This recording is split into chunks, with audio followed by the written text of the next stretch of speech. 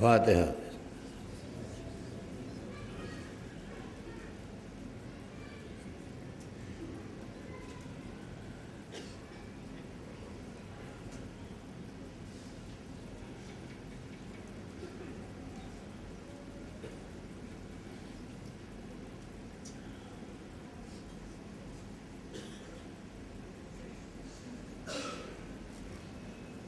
أعوذ بالله السميع العليم من الشيطان اللعين الرجيم. بسم الله الرحمن الرحيم. الحمد لله رب العالمين، والصلاة والسلام على سيدنا وشفيعنا أبي القاسم محمد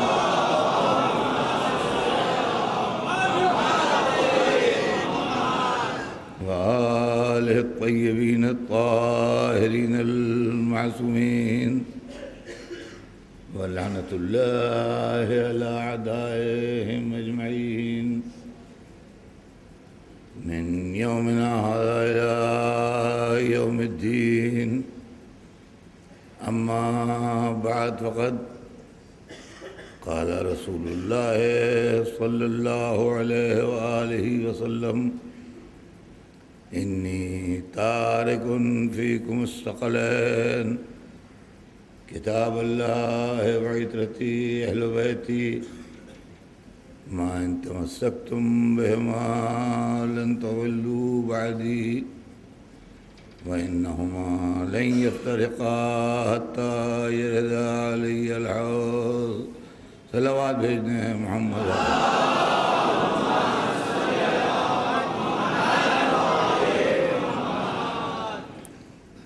ارشاد سرور کائنات ہے: کیا ہے مسلمانوں، میں تمہارے درمیان دو بڑی گراں قدر چیزیں چھوڑ کے جا رہا ہوں. بڑی قیمتی اور بڑی وزنی چیزیں تمہارے بیچ میں چھوڑ کے جا رہا ہوں. ایک اللہ کی کتاب ہے اور دوسرے میری عطرت ہے، اہل بیت ہے. جب تک تم ان دونوں سے متمسک رہو گے اور ان کا دامن تھامے رہو گے، اس وقت تک میرے بات کبھی ہرگز گمراہ نہیں ہوگی.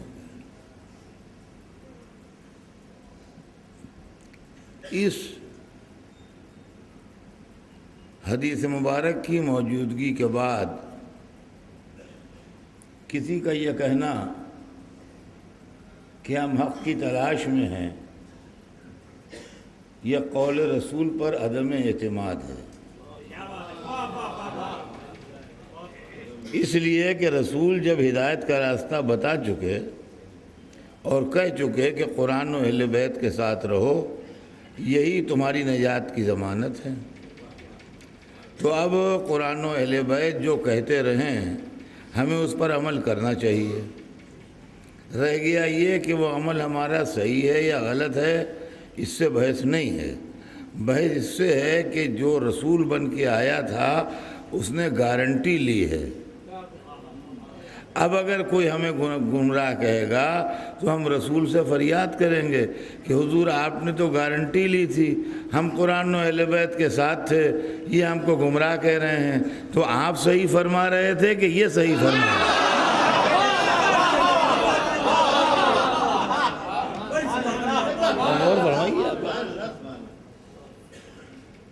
کہ قرآن کے ساتھ رہو اور اہل بیت کے ساتھ رہو.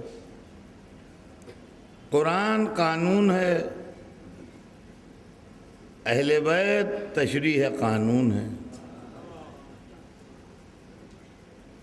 دیکھیے، میں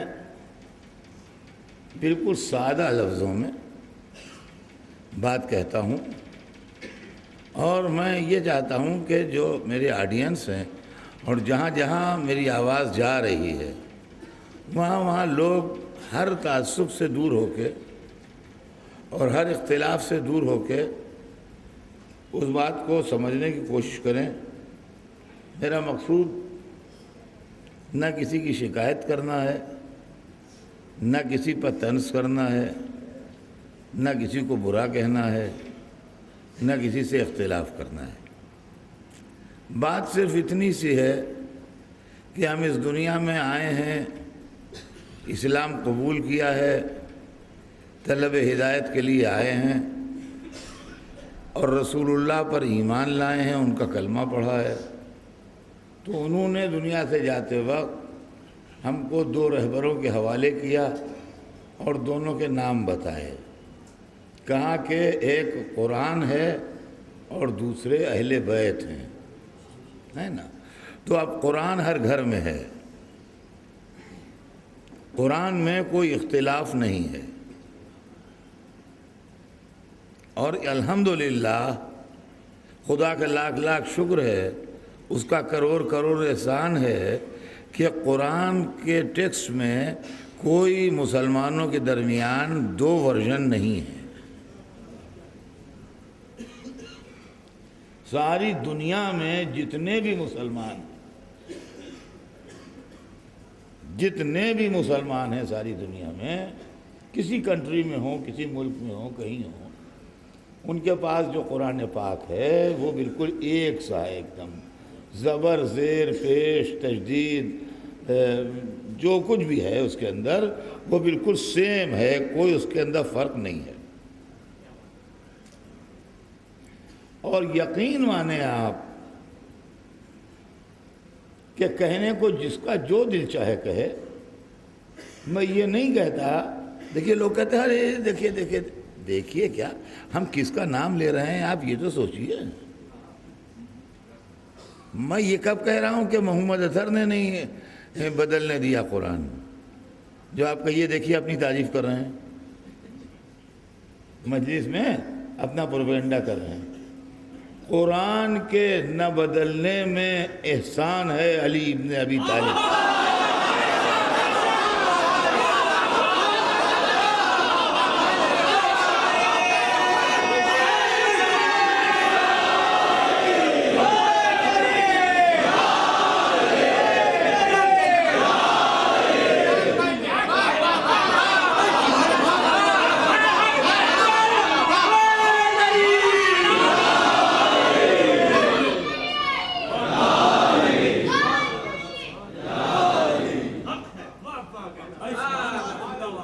محافظ قرآن تجھ پر لاکھوں سلام۔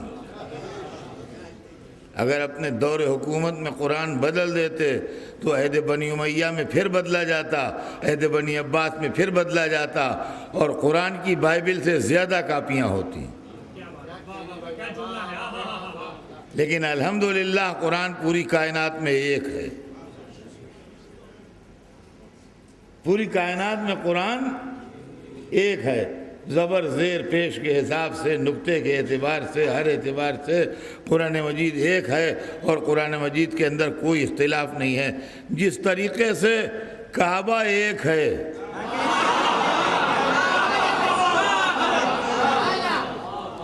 جس طریقے سے کعبہ ایک ہے، 2 نہیں ہیں، ویسے ہی قرآن ایک ہے، 2 نہیں ہیں۔ اب یہ ہمارے عقیدت کی بات ہے کہ مولود کعبہ بھی ایک ہے۔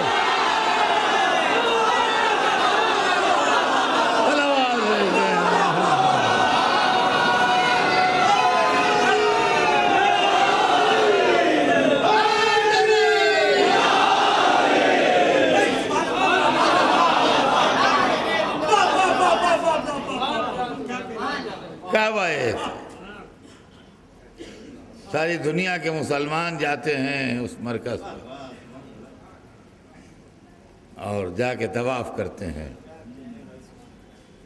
ابھی جو مہینہ گزر گیا، اسلامی کیلنڈر کا آخری مہینہ، اس کے اندر فرزندان توحید کروڑوں کی تعداد میں حاضر ہوئے، وہ طواف کعبہ کیا، اور اب واپسی کا سلسلہ ساری دنیا میں برابر اخباروں میں آ رہا ہے کہ حج کی فلائٹس پلٹ کے لوگ شرف حج سے مشرف ہو کے آ رہے ہیں۔ اور تشریف لا رہے ہیں حاجی حضرات، تو کعبہ ایک، قرآن ایک۔ اچھا، اہل بیت بھی کئی نہیں ہیں کہ یہ گروپ اہل بیت ہے، وہ گروپ اہل بیت ہے، وہ گروپ اہل بیت ہے۔ اہل بیت کے اندر جو نام ہیں وہ بھی سن لیجئے کون ہیں: علی، فاطمہ، حسن، حسین۔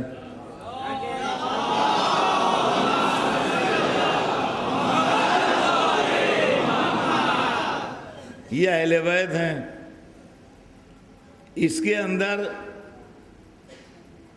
ترتیب میں نے اپنی والی رکھی ہے، ورنہ اگر آپ الہی ترتیب سے سنیے تو اہل بیت کی ترتیب و آرڈر یہ ہے کہ فاطمہ،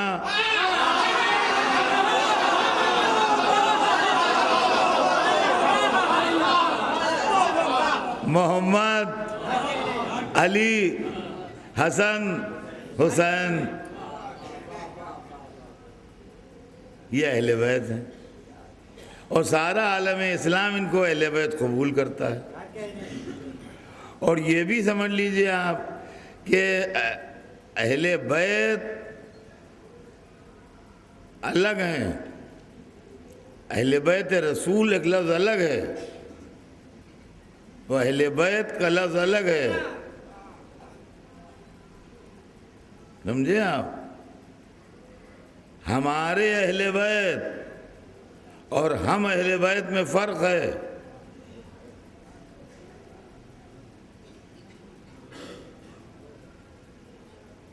لینگویج ہے یہ، اس کو سمجھیے۔ ہمارے اہل بیت اور ہم اہل بیت، اس میں فرق ہے۔ میں بمبئی کا نہیں ہوں، مگر بمبئی میں پڑھ رہا ہوں پوری زندگی سے۔ یہ جملہ تو صحیح ہے کہ ہمارے بمبئی والے ہم سے بہت محبت کرتے ہیں، لیکن ہم یہ نہیں کہہ سکتے کہ ہم بمبئی والے ایسا بولتے ہیں، اس لیے کہ ہم لکھنؤ والے ہیں۔ ہم 55 برس سے پڑھ رہے ہیں، 55واں عشرہ پڑھ رہا ہوں اس مسجد میں، تو ہم یہ تو کہہ سکتے ہیں کہ ہمارے بمبئی والے ہم سے بڑی محبت کرتے ہیں، بڑے شوق سے سننے آتے ہیں، بہت محبت کرتے ہیں ہمارے بمبئی والے۔ لیکن میرا وطن چونکہ یہاں نہیں ہے، میں یہاں کا رہنے والا نہیں ہوں، لہذا میں یہ نہیں کہہ سکتا کہ ہم بمبئی والے اس لفظ کو یوں بولتے ہیں۔ جہاں کہوں گا وہیں ٹوکا جاؤں گا، آپ سے کیا تعلق بمبئی سے؟ آپ نے یہ کیا کہا ہم بمبئی والے؟ 2 دن مجلسیں پڑھنے کے لیے آ گئے تو آپ بمبئی والے ہو گئے؟ رسول اللہ نے حضرت سلمان سے یہ نہیں کہا کہ سلمان ہمارے اہل بیت میں ہیں۔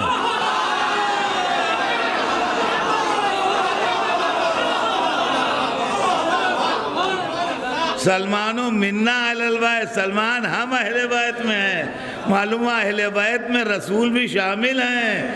اب یہ ہر آدمی کان کھول کے سن لے کہ اہل بیت میں سرکار دو عالم شامل ہیں، تاکہ یہ سمجھ لے کہ عداوت اہل بیت عداوت محمد ہے۔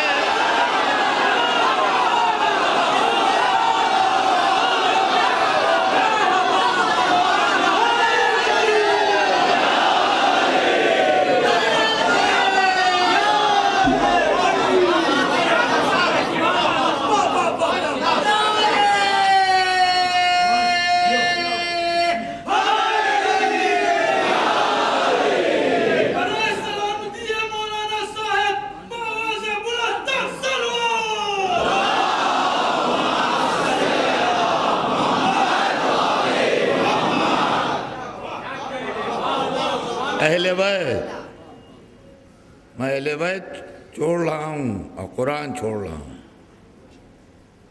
اہل بیت چھوڑ رہا ہوں اور قرآن چھوڑ رہا ہوں۔ قرآن قانون ہے، اہل بیت تشریح قانون ہے، سمجھیے گا آپ۔ قرآن قانون ہے، اہل بیت تشریح قانون ہے۔ قرآن کتاب ہے، اہل بیت اس کتاب کے انٹرپریشن کرنے والے اور اس کی وضاحت کرنے والے اور دنیا میں اس کو بتانے والے ہیں کہ اس میں کیا لکھا ہے۔ اور قرآن کی ٹیکنیک کو اگر دنیا میں کوئی سمجھتا ہے تو وہ اہل بیت سمجھتے ہیں۔ ہم آپ قرآن کی ٹیکنیک کو نہیں سمجھتے ہیں۔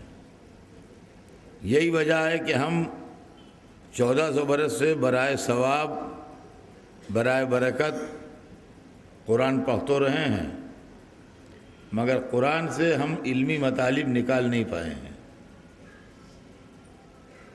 علمی مطالب جو ہیں قرآن سے وہ نکال نہیں پائے۔ اور عزیزان گرامی، قرآن سے مطلب نکالنا ہر ایک کے بس کی بات نہیں ہے۔ یہ بہت بڑی علمی کتاب ہے، اور اتنی بڑی کتاب کو سمجھنے کے لیے اتنا ہی بڑا عالم ہونا چاہیے۔ ہمارا جو معیار علم ہے اور ہمارا جو اسٹینڈرڈ ہے وہ بہت بلو ہے، بہت کم ہے، بہت نیچے ہیں ہم۔ تو ہم کہاں اور قرآن کہاں؟ ہم کہاں اور قرآن کہاں؟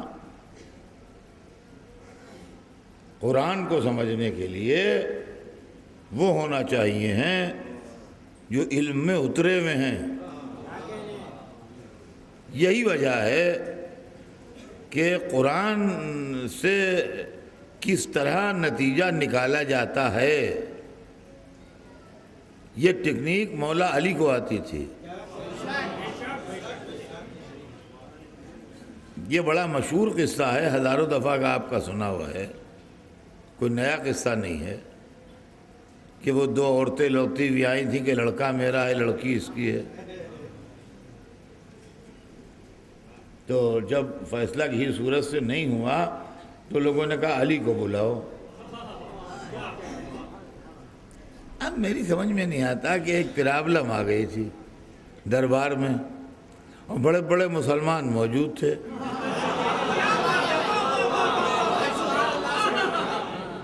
مگر جب پرابلم کسی طرح سالو نہیں ہوئی تو ان لوگوں نے بڑی فراخ دلی سے صاف بات کہہ دی کہ علی کو بلاؤ۔ تو لوگ گئے اور جا کے مولا علی کو بلا کے لائے کہ وہاں ایک معاملہ ہے اور ایک پرابلم ہے، ایک مشکل ہے، چلیے آپ چل کے دیکھیے، حل کر دیجیے ذرا اسے۔ جب لوگ گئے تو وہ آ گئے،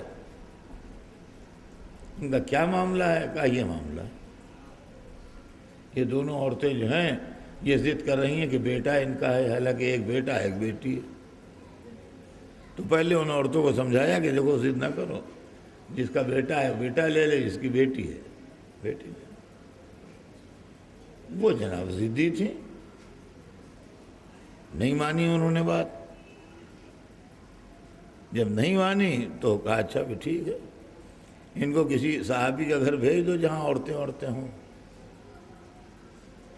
وہ ظاہر ہے کہ صحابی تھے، ان کے گھر تھے جہاں خواتین رہتی تھیں، وہاں وہ بھیج گئے۔ اب عابدہ متوجہ ہوئے اور کہا کہ بھائی تم نے ہمیں بلایا تھا فیصلے کے لیے، تو ایسا کرو کہ 2 شیشیاں ایک ہی ویٹ کی منگا دو ہمیں۔ وہ 2 شیشیاں ایک ویٹ کی منگا دی گئی، اس پر کوئی علامت بنا دی گئی،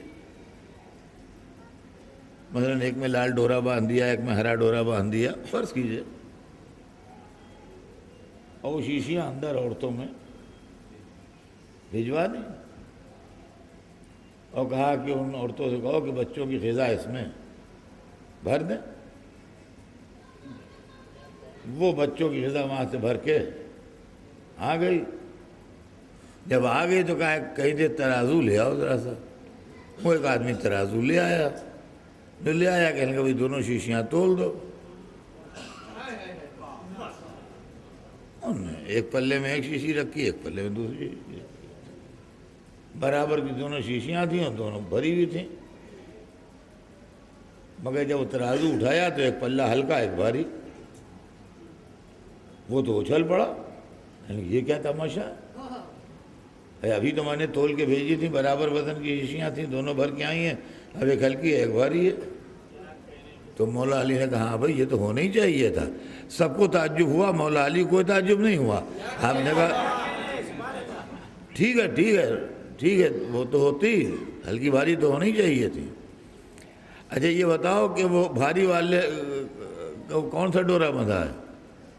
کہا جی وہ ہرے والے ڈورے والی بھاری ہے۔ کہا لڑکا اس کو دے دو، اور لال والی ان کا وہ ہلکی ہے، کہا لڑکی اس کو دے دو۔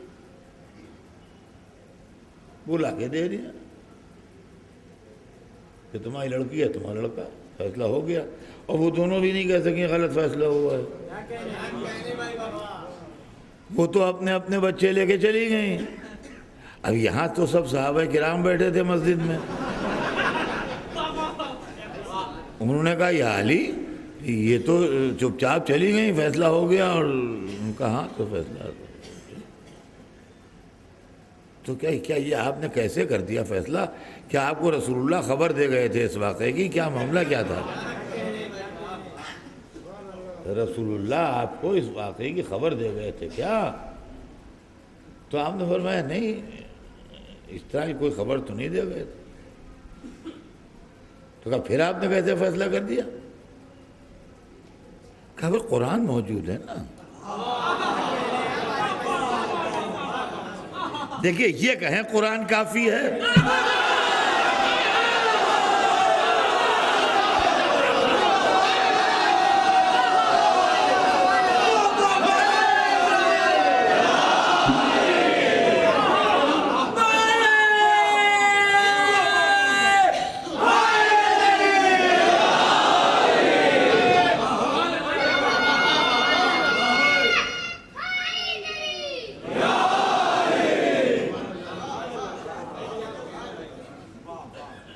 فرمایا کہ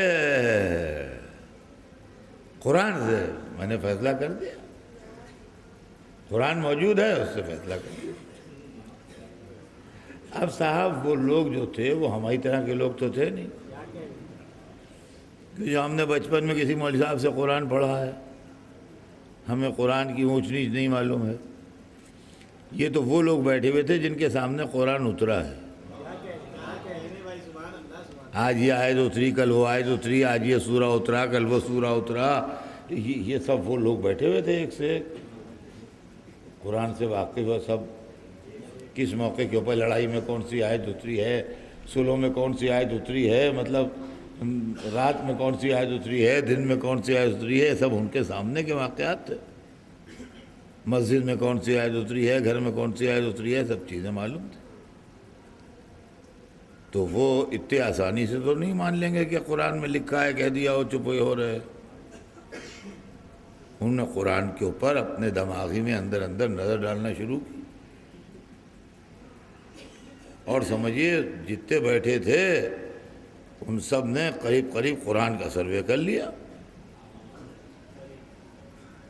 بھئی یہ آیت وہ آیت، یہ سورہ وہ سورہ، یہ فلاں فلاں ڈمک پڑھا کرتے تھے، اور لینگویج ان کی عربی زبان ان کی، مطلب یہ سب کچھ۔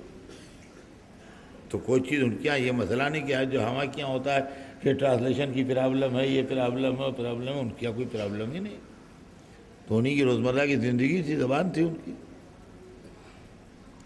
وہ جناب والا جو چیز ڈھونڈ رہے تھے وہ ان کو ملی نہیں۔ شیشیاں، ترازو وغیرہ وغیرہ، وہ سب یہ سب چیزیں ڈھونڈ رہے تھے، وہ ملی نہیں۔ تو جب ملی نہیں تو انہوں نے پلٹ کے سوال کیا کہ نہیں یا علی آپ کہتے ہیں ہم نے قرآن سے فیصلہ کیا؟ کہا ہاں قرآن سے کیا۔ کہا کہ قرآن میں کہاں لکھا ہوا یہ سب؟ ہائے ہائے، اب ہم بتائیے، ہم مولا علی تھوڑی ہیں جو لوگ ہم سے پوچھتے ہیں یہ عزاداری قرآن میں کہاں لکھی ہوئی ہے؟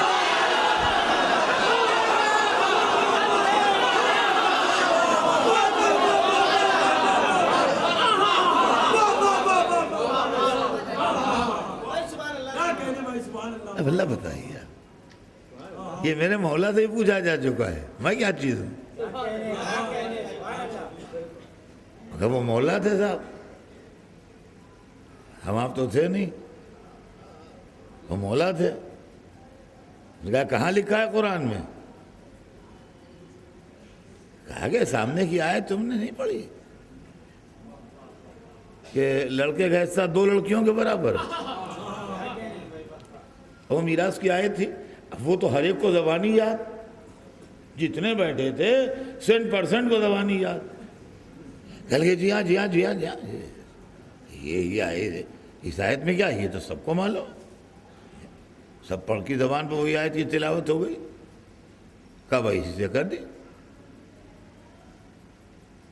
کہا اس سے کیسے کر دی؟ ہمیں اب بھی نہیں سمجھ میں آیا کہ اس سے کیسے کر دی، یہ فیصلہ اس سے کیسے ہو گیا؟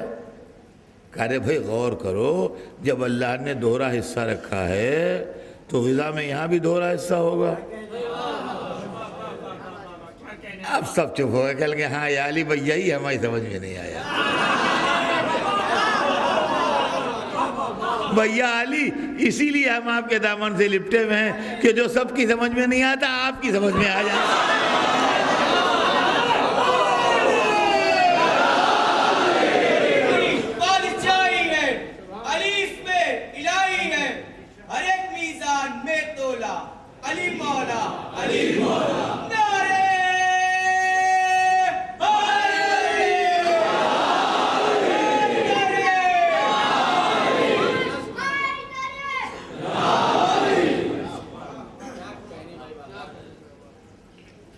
اس طریقے کے بہت سے واقعات ہیں جو مولا علی نے قرآن مجید سے فیصل کیے، اور یہ سلسلہ قرآن مجید سے فیصلے ہونے کا آگے تک چلتا رہا،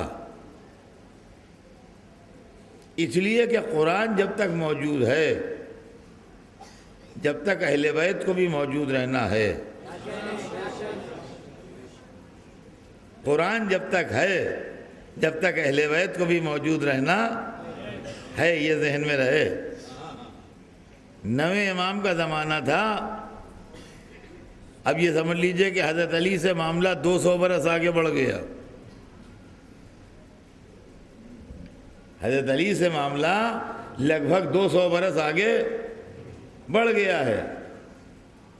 علی کے دنیا سے گئے کو 200 برس کے قریب ہونے آتے ہیں، نویں امام کا پیریڈ ہے، سمجھے آپ؟ اور چور پکڑا گیا دربار معتصم میں، اور چور نے چوری کا اقرار بھی کر لیا، اور بیٹھا ہوا ہے چور سزا کے انتظار میں، اور علماء بیٹھے ہیں، اور قرآن کھلا ہوا ہے، اور قرآن میں کلیئر آیت موجود ہے کہ چور کے ہاتھ کاٹ دو۔ سنیے گا ذرا، اب یہاں کے اوپر یہ بھی نہیں کہ کہاں لکھا ہے، سامنے آیت رکھی ہوئی ہے کہ چور کے ہاتھ کاٹ دو، قرآن میں لکھا ہے، بحث اس پر چھڑ گئی کہ ہاتھ کہاں سے کاٹے جائے۔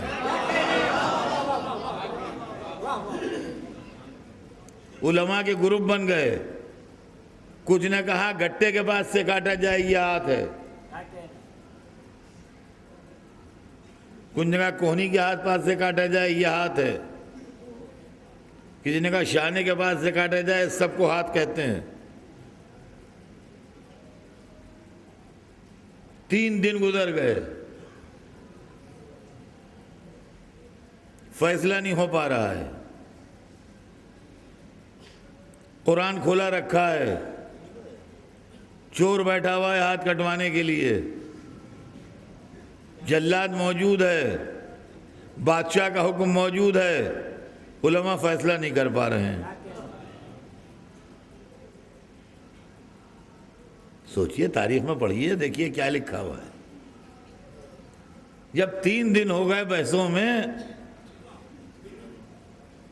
اور فیصلہ نہ ہو پایا تو بادشاہ نے آخر میں کہا کہ انہیں کو بلاؤ، ہاں انہیں کو بلاؤ، یہ مسئلہ وہی حل کریں گے۔ دیکھیے ہر ایک اپنے بزرگوں کا تابع ہے، یہ بھی اپنے بزرگوں کے تابع، وہ بھی اپنے بزرگوں کے تابع۔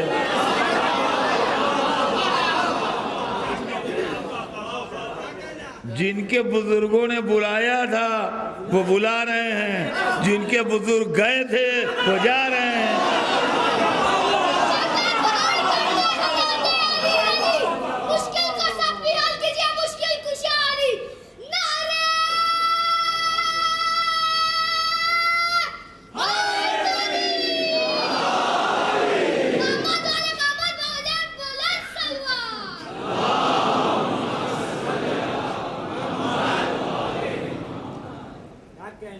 کہ بزرگ جا رہے ہیں، ان کے بزرگ بلا رہے ہیں۔ معلوم ہے جب مشکل پڑتی ہے تو کچھ لوگ بلائے جاتے ہیں اور کچھ بلاتے ہیں۔ تو ایک بزرگ تھے بلائے، جن کو بلایا گیا، اور ایک شخص تھا جس نے بلایا، معتصم نے بلایا، امام نہوم کو بلایا گیا، لیکن جو علماء بحث کر رہے تھے انہوں نے کہا وہ کون سی نئی بات کہہ لیں گے آ کے، ان کو کیوں بلا رہے ہیں؟ معلوم ہے کہ ایک ہے بلانے والا، ایک ہے آنے والا، اور ایک ہے مخالفت کرنے والے۔ اب جو یہی تین آج بھی ہیں، جب ہم مشکل کشا کہہ کے بلاتے ہیں تو ہم بلانے والے، وہ آنے والے، بیچ کے علماء بدعت کہنے والے۔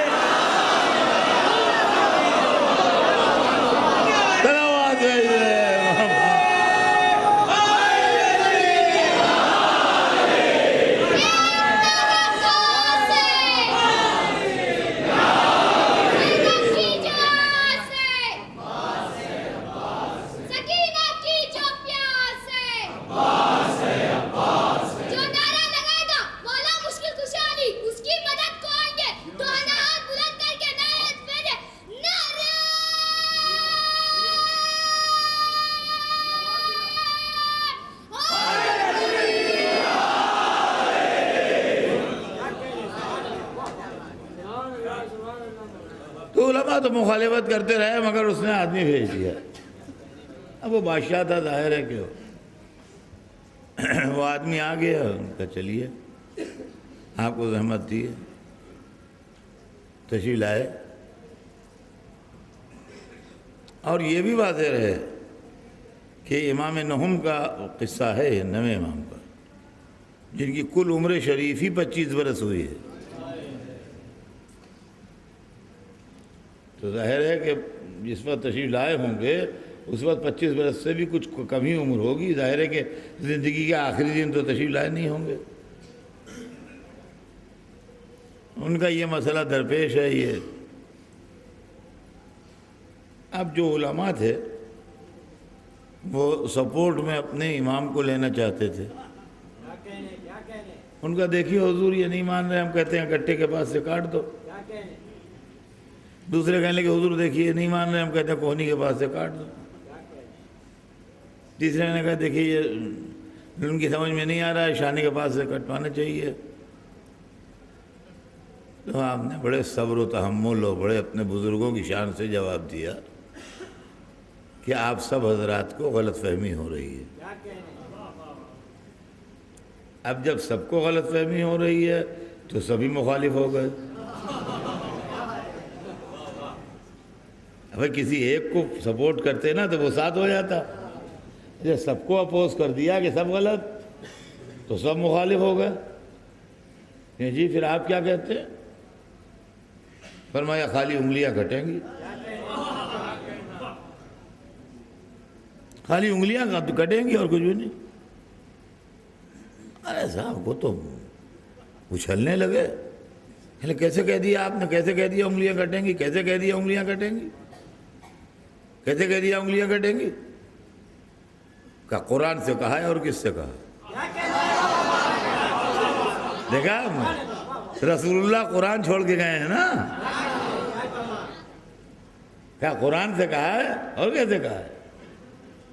قرآن سے کہا ہے۔ وہ قرآن میں انگلیاں ڈھونڈ رہے ہیں، وہ شیشیاں ڈھونڈ رہے تھے، یہ انگلیاں ڈھونڈ رہے ہیں۔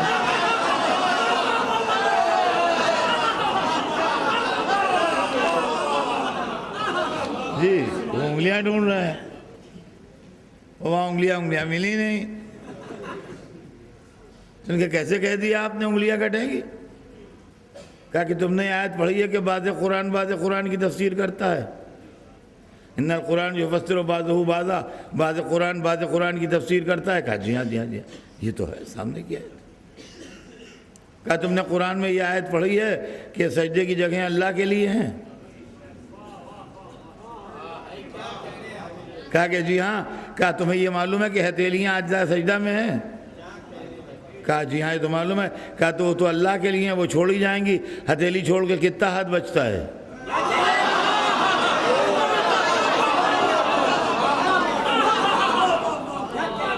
ہتھیلی چھوڑ کے کتنا ہاتھ بچتا ہے بتاؤ؟ آپ صاحب سب علماء خاموش۔ ان کا جی بجائے ارشاد فرمایا آپ نے، درست ہے، انگلیاں بچتی ہیں خالی کا، انگلیاں کٹیں گی۔ امام آئے فیصلہ ہو گیا، اور کس سے ہوا؟ قرآن سے ہوا۔ لیکن قرآن سے مطلب نکالنے کی ٹیکنیک ہر ایک کو معلوم بھی تو ہونا چاہیے۔ دیکھیے بات یہی ہے کہ قرآن تو ہے، لیکن قرآن کی ٹیکنیک آپ کو معلوم ہے کیا ہے؟ قرآن کی ٹیکنیک کے لیے رسول بتا چکے اور خدا بھی بتا چکا۔ خدا نے کہا راسخون فی العلم جانتے ہیں، رسول نے کہا میرے اہل بیت جانتے ہیں۔ یہ ہے مسئلہ۔ تو اہل بیت جو ہیں وہ قرآن کو جانتے ہیں، اور اہل بیت قرآن سے واقف ہیں، اور قرآن اور اہل بیت مل کے ہماری ہدایت ہے۔ قرآن کتاب ہے، وہ چپ رہے گا۔ اہل بیت انسان ہیں، وہ بولیں گے۔ اچھا قرآن قانون ہے، قانون 3 منزلوں سے گزر کے انصاف کی منزل تک پہنچتا ہے۔ پہلا مرحلہ ہے قانون کا بنایا جانا، لیجسلیشن، قانون سازی۔ دوسرا مرحلہ ہے قانون کا ان لوگوں تک پہنچایا جانا جن کے لیے قانون بنا ہے۔ تیسرا مرحلہ ہے قانون کا انٹرپریٹیشن مطابق مرضی، قانون بنانے والے کی مرضی کے مطابق۔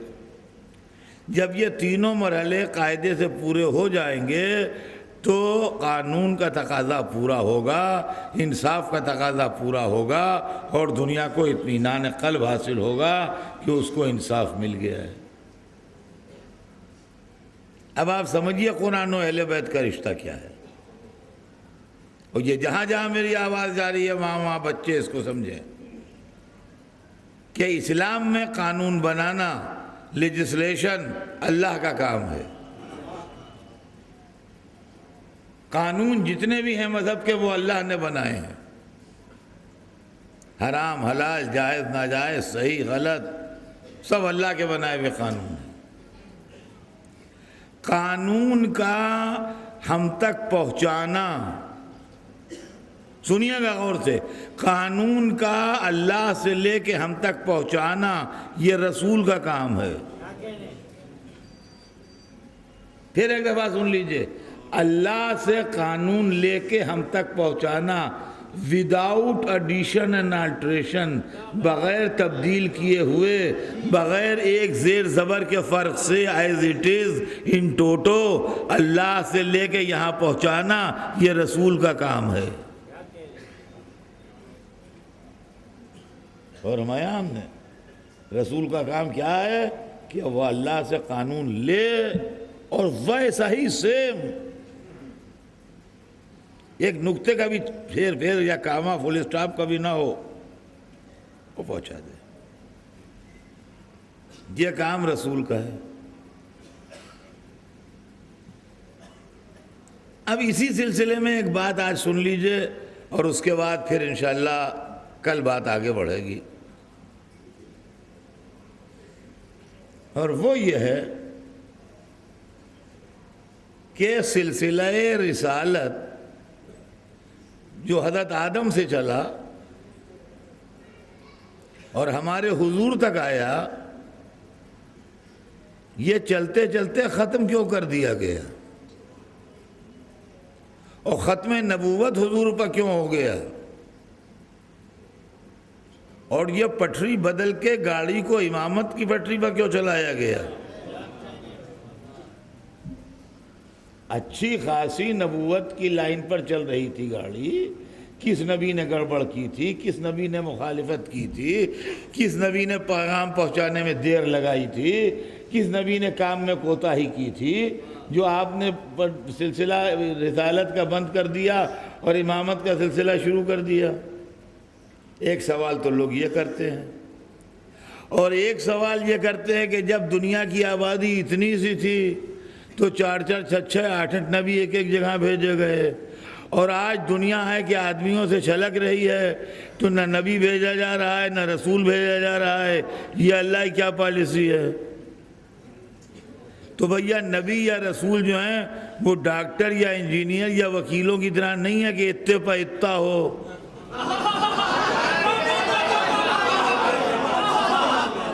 سمجھے آپ؟ نبی کا کام ہے دین پہنچانا۔ اب سنیے آپ، ہمارے سوا ختم نبوت کے سلسلے میں لاکھ تقریریں ہو جائیں، کوئی جواب نہ دے پائے گا۔ جواب مسکت اگر سننا ہے تو ہم سے سنیے۔ ختم نبوت کا فلسفہ وہی سمجھے گا جو غدیر پر ایمان رکھتا ہے۔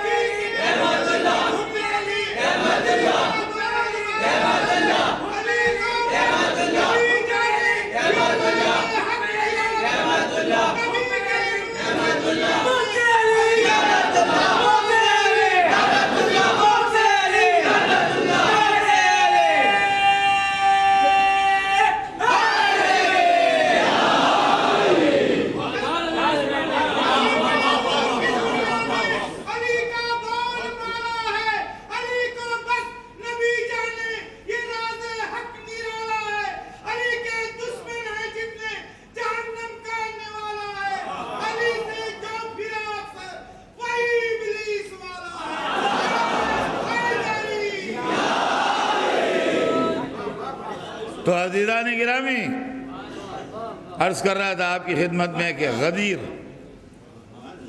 اور آپ کہیں گے غدیر کا اس سے کیا مطلب؟ اللہ کا کام ہے قانون بنانا، جو قانون بنائے وہ اللہ، جو قانون اللہ سے لے کے ہم تک پہنچائے وہ رسول، اور جو اللہ و رسول کی مرضی کے مطابق تشریح قانون کرے وہ امام۔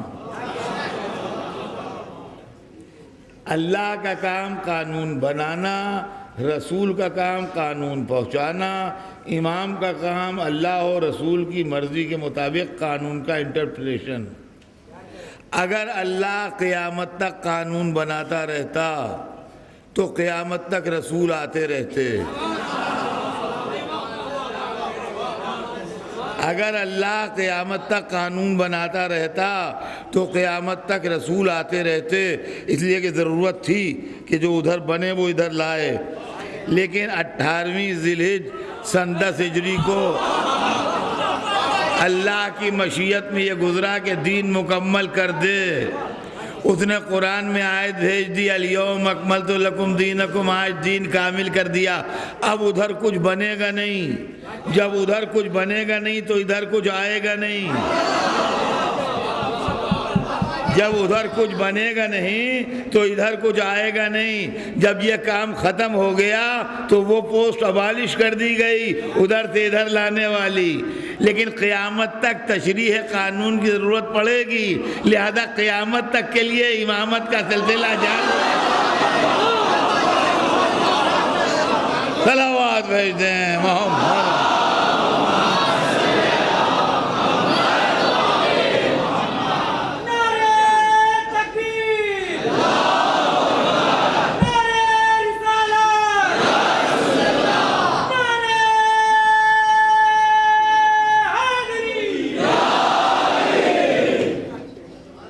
تو عزیزان گرامی، یہ ہے امامت جو انسانوں کی ہدایت کے واسطے ہے، جس کا کام ہے بندوں کی ہدایت کرنا۔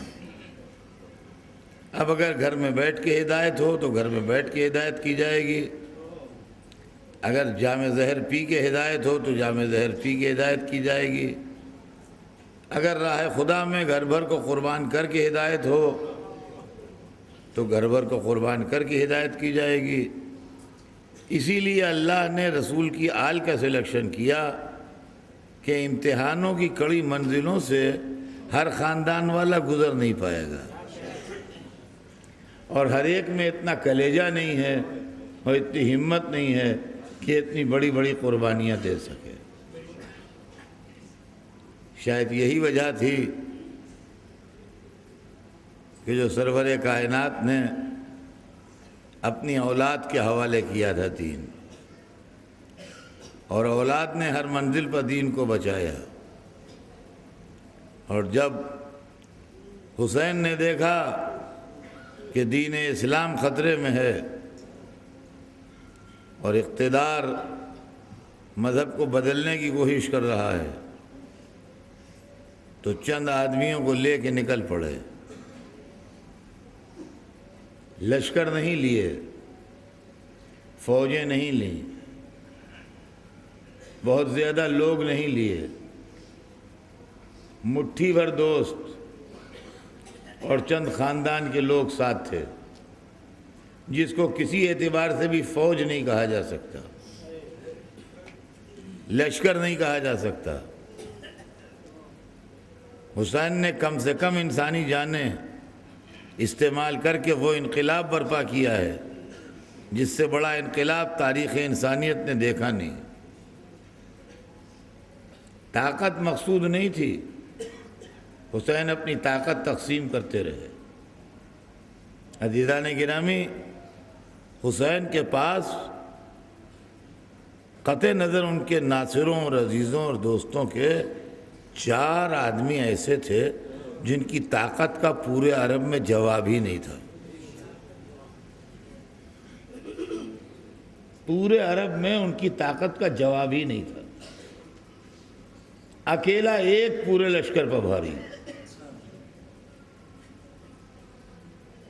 ایک حسین کے بھائی تھے محمد حنفیہ، جو حسین سے چھوٹے تھے اور سب بھائیوں سے بڑے تھے، جناب محمد حنفیہ۔ ان کی طاقت کا یہ عالم تاریخ میں لکھا ہے کہ مولا علی نے ایک زرہ ان کو دی تھی کہ یہ لمبی ہے، اس کو کٹوا لاؤ لوہار کیاں سے، وہ لوہے کی جالی ہوتی ہے، لوہے کی زرہ جانتے ہیں آپ، جو جنگ میں پہنتے تھے عرب۔ جب باپ نے بیٹے کو زرہ دی نشان ڈال کے کہ یہاں سے کٹوا لاؤ، تو کہا بابا اتنی زحمت کی ضرورت ہی کیا ہے، یوں جھٹکا دیا، چٹ چٹ چٹ چٹ کڑیاں سب ٹوٹ گئیں، کہا بسم اللہ۔ کلائیوں کی طاقت دیکھی آپ نے؟ یہ محمد حنفیہ تھے۔ دوسرے شخص جو تھے وہ عبداللہ ابن جعفر تھے، جعفر طیار کے بیٹے، مولا علی کے بھتیجے بھی اور داماد بھی، شہزادی زینب کے شوہر حضرت عبداللہ ابن جعفر۔ ان کے باپ بھی بڑے زبردست شجاع تھے اور جنگ موطا میں شہید ہوئے ہیں، جناب جعفر طیار۔ یہ جناب جعفر طیار کے بیٹے تھے عبداللہ ابن جعفر، اور رسول کے بہت چہیتے تھے، مولا علی کے بھی بڑے پیارے تھے، اور داماد بھی تھے اور بھتیجے بھی تھے۔ ان کی شجاعت کا بھی جواب نہیں تھا۔ تیسرے مولا علی کے ایک اور بھتیجے تھے، وہ بھی داماد تھے، وہ تھے مسلم ابن عقیل۔ ان کی شجاعت کا بھی جواب نہیں تھا۔ چوتھے حسین کی گودیوں کے پالے حسین کے چھوٹے بھائی تھے،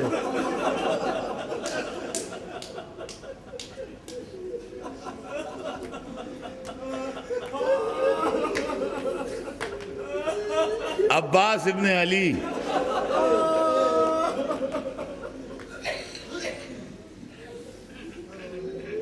یہ بھی پورے لشکر پہ اکیلے بھاری۔ اگر یہ چاروں جوان کربلا میں ہوتے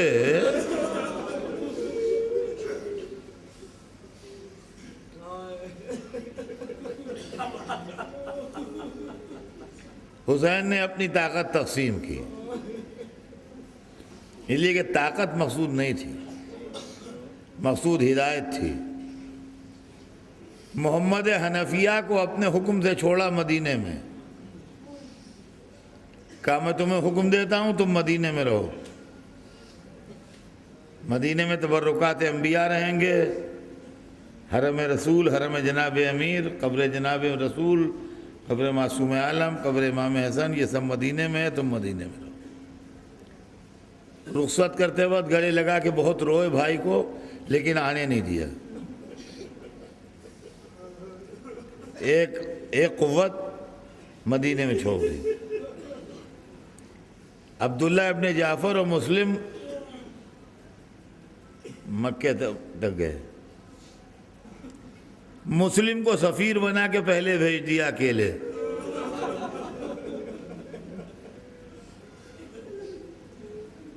ایک طاقت اور گھٹی۔ جس دن حسین مکے سے نکل رہے تھے، عبداللہ ابن جعفر کی طبیعت خراب تھی،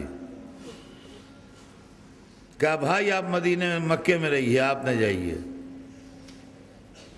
وہ راضی نہیں ہوئے، کہا نہیں میں چلوں گا، یہاں تک کہ ایک منزل تک امام حسین کے ساتھ آئے۔ تاریخ بتاتی ہے کہ اب جب دوسری منزل کی طرف حسین روانہ ہوئے تو اب حسین نے تیور دوسرے رکھے، اب وہ رشتہ داری والے تیور نہیں تھے، اب انہوں نے امامت والے تیور استعمال کیے۔ کہا میں آپ کو حکم امام دیتا ہوں، آپ چلے جائیے۔ اب اس کے آگے قدم بڑھانا گناہ تھا۔ وہ رونے لگے، کہا اچھا میرے بیٹوں کو لے جائیے۔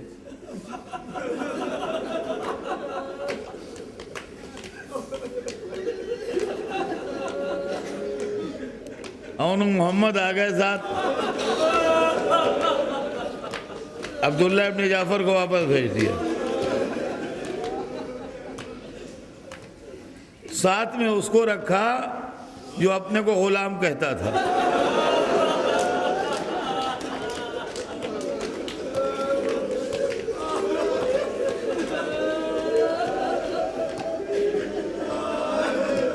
عزیزان گرامی،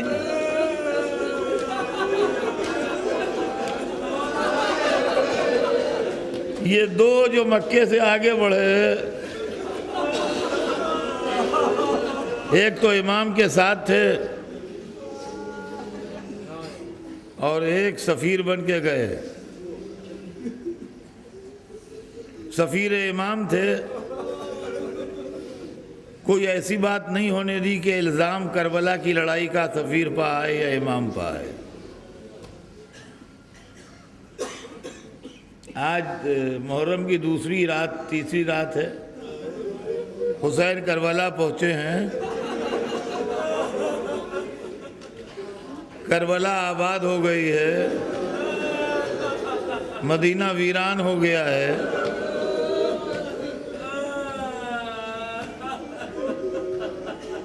میرے ایک دوست کی فرمائش ہے، دو جملے مصائب کے پڑھ کے مجلس تمام کرنا چاہتا ہوں۔ تاریخ بتاتی ہے کہ 8ویں ذی الحج تھی، ذی الحج کی 8ویں تاریخ، جس دن حاجی احرام باندھ کے نکلتے ہیں مکے سے۔ ایک طرف حاجی مکے سے نکل رہے تھے، ایک طرف حسین اپنا قافلہ لیے ہوئے عراق کی طرف نکل رہے تھے، اور کوفے کی گلیوں میں سناٹا تھا، راستے بند تھے، گلیوں میں ویرانی تھی، ایک پردیسی مسافر جس کا کوئی گھر نہیں تھا،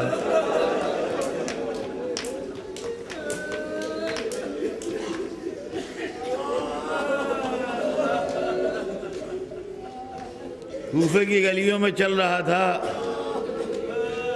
مگر کوئی آدمی کی صورت دکھائی نہیں دے رہی تھی۔ اتفاق سے ایک دروازہ کھلا ملا، ایک بہت بوڑھی عورت اس دروازے پر بیٹھی تھی۔ چلنے والا مسافر وہاں پر رک گیا، کہا کنیز خدا کیا تھوڑا سا پانی پلا سکتی ہے؟ وہ عورت نیک دل تھی، اچھی عورت تھی۔ انہوں نے کہا ہاں کیوں نہیں ہے، پانی میں کیا ہے، آپ بیٹھیے میں پانی لاتی ہوں۔ جو بیٹھ گئے، عورت پانی لے کے آئی، پانی نوش کیا، اور پانی نوش کرنے کے بعد وہیں بیٹھے رہے۔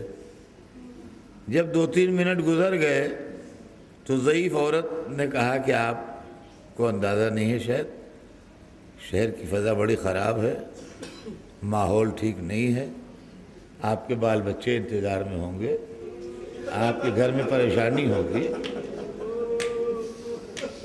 اب آپ جلدی سے اپنے گھر جائیے۔ مادرانہ شفقت سے اس نے ایک جملہ کہا، تو مسافر کہنے لگا وہ کہاں جائے جس کا گھر نہ ہو۔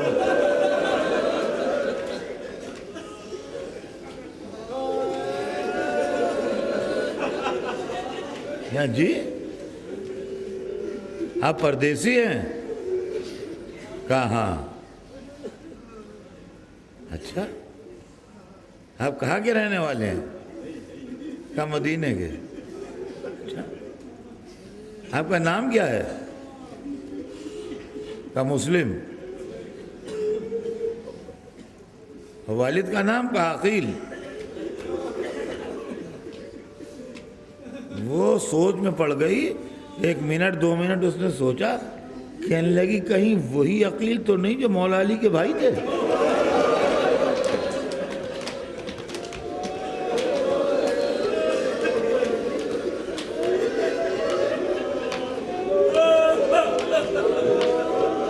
وہی عقیل تو نہیں جو علی کے بھائی تھے؟ کہا ہاں۔ ہاتھ جوڑ کے کھڑی ہو گئی، کہا شہزادے معاف کیجیے گا، بڑی غلطی ہوئی، میں نے آپ کو پہچانا نہیں، میں نے آپ کو نہیں پہچانا تھا، غریب خانہ حاضر ہے، آپ آئیے، اندر آئیے، تشریف لائیے، یہ گھر آپ کا گھر ہے۔ لے گئی گھر میں، حجرے میں فرش کیا، آپ یہاں آرام کیجیے۔ آرام کیا کرتے؟ عبادت میں بسر کی۔ پانی تو پی لیا، مگر تاریخ لکھتی ہے کہ جب عورت کھانا لے کے آئی تو غیرت ہاشمی نے گوارا نہ کیا کھانا کھانا۔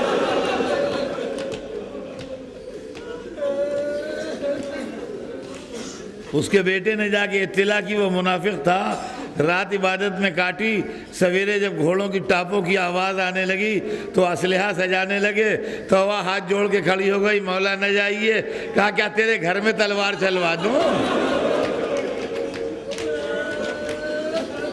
اسلحے بدن پر لگاتے ہوئے نکل آئے۔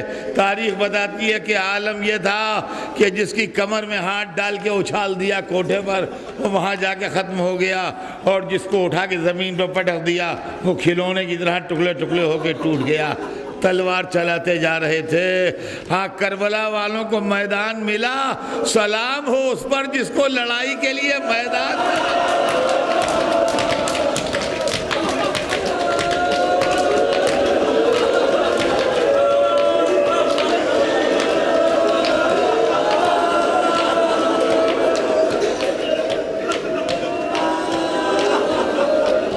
عزیزوں، محمد ابن اشعث نے ابن زیاد کو لکھا اور کمک بھیج۔ انہوں نے کہا ایک آدمی کے لیے 1500 دیے ہیں، اور کتنے بھیجوں؟ کہا 1500 کی حقیقت کیا ہے یہاں؟ یہ سلاح خانہ محمدی کی تلوار ہے، لڑائی تھوڑی ہو رہی ہے، جو آ رہا ہے وہ کٹ رہا ہے۔ انہوں نے اور کمک بھیجی اور کہا کہ یہ بنی ہاشم ہیں، یہ ایسے نہیں مارے جائیں گے، یہ دھوکے سے مارے جائیں گے۔ عزیزان گرامی، مجلس تمام ہے، میں اس سے سخت مذاہب نہیں پڑھ پاؤں گا۔ تاریخ بتاتی ہے کہ راستے میں گڑھے کھودے گئے، ان کو خسپوش کیا گیا، دھوکہ بنایا گیا تاکہ مسلم ان گڑھوں میں گر جائیں، اور آخر میں منزل وہی آئی کہ ان گڑھوں میں سے ایک گڑھے میں مسلم گرے، اور جب گرے تو وہ فوج بڑھی جس کے ہاتھوں میں لمبے نیزے تھے، چاروں طرف سے دشمن گھیرے ہوئے۔